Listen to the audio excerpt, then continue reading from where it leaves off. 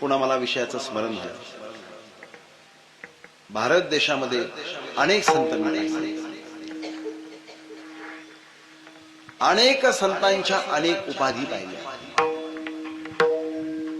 अनेक संतांचे मोठमोठे नाव पाहिले। कसे नाव पाहिले? मी काहीच चुकीचं बोलणार नाही, मोठमोठे नाव पाहिले। फक्त एकच संत मी या देशात पाहिले की ज्यांच्या नावापुढे फक्त गुरुदास आहे।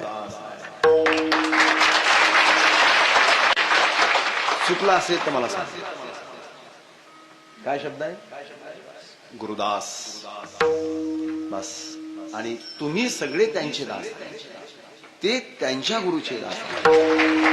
म्हणून दास या शब्दावर काहीच नाही बोललं तरी तुम्हाला सगळं कळलं। त्याच्या परिभाषेमध्ये समर्पणाचा दुसरा पर्याय शब्द आहे दास।